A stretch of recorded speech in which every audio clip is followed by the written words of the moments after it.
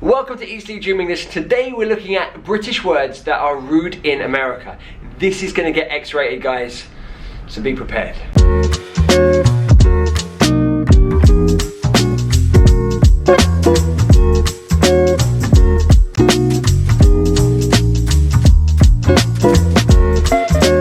Welcome to Eat Sleep Dream English. My name is Tom and I teach fresh, modern British English so that you can take your English to the next level and achieve your life goals, whatever they may be. Today we're looking at British words that are very rude in America. This is going to be X-rated, guys, as I said before.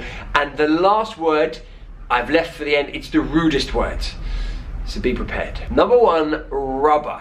Rubber. Now, in Britain and British English, this is an eraser, right? It's the thing you use to rub out mistakes with a pencil. But in America, rubber means condom. It's a slang word for condom. So let's say, for example, you ask the teacher for a rubber. Excuse me, teacher, can I have a rubber, please? They'll be like, what? No, you're 8 years old. Of course you're gonna have a rubber. Oh, an eraser. I got you. All right, so there can be a little confusion there, right?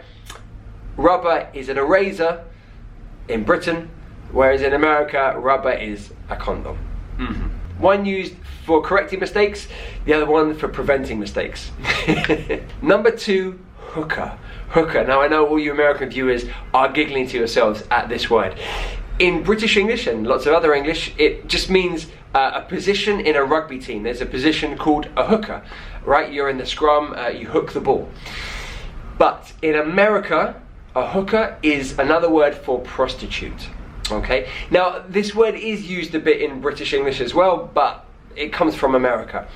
So, for example, if I said to you, she's the best hooker in England, well, okay, she's a great rugby player, is what I'm telling you, but in American English, that would mean something different, right?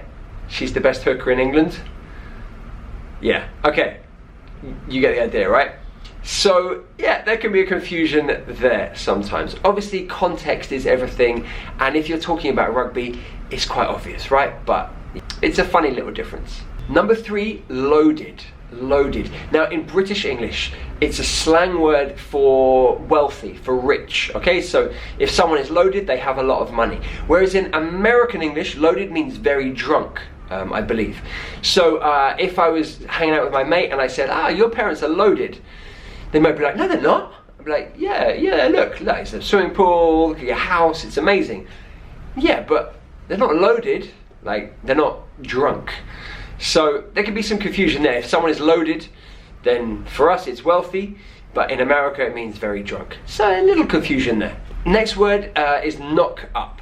So in British English, a knock up as a noun or as a verb is to practice informally before playing a proper game. So for example, when you're playing tennis, right, you'll just hit the ball to each other just casually just to get warm, and then you'll play the proper game. That is a knock up, or to knock up. Whereas in American English, knocked up means pregnant. So if you knock someone up, then you impregnate them. If you said to someone, yeah, I've knocked up with Sally, but you want to play? They might be like, sorry, excuse me? You've what? Yeah, I've knocked up with Sally. Do you want to come play with us? They might be like, what? That sounds strange to me. And there can be a humorous confusion there if it's used in the wrong context. Now in Britain, we know of the term knocked up from the film Knocked Up, which is about someone having a baby. So yeah, we get it, but yeah, anyway, you get the idea. Okay, the next one, dummy. Dummy. Now in British English, this is the object you use to soothe a baby. You put it in their mouth and it soothes them, stops them from crying. In American English, that would be a pacifier, right?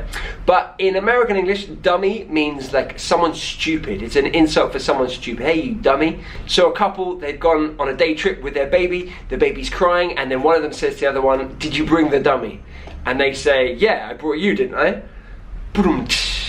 For example. Yeah, okay. It's probably not going to be mistaken, but okay, the last one, and this is really rude, okay? We really do have to be careful with this one. In fact, it feels strange for me even to say this word. In British English, we have a slang word for a cigarette, which is fag. F-A-G, fag, okay? So, can I borrow a fag? Would mean, can I borrow a cigarette? Can I have a cigarette? In American English, this word is a very rude, derogatory term for a homosexual person that really shouldn't be said, okay? So, for me saying it in a British English context, I feel okay, but as soon as I switch it to an American context, I feel very uncomfortable saying it. So I'm going to switch it back to the British English context, right? A fag, meaning a cigarette. So this one really is something you need to be careful about in British English and American English. Context is everything, of course, and try and remain polite at all times. If you guys can tell me any more examples of British English words that are rude in America, please let me know. I know I have lots of American viewers. I would love you guys to share your knowledge with me and the rest of the Eat Sleep Dreamers. Fantastic. If you would like to find out which American words are rude in British English, then go check out this video right here. And if you would like to learn more about the difference between British English pronunciation and American English pronunciation, go watch this video right here. But until next time, guys, this is Tom, the Chief Dreamer, saying goodbye.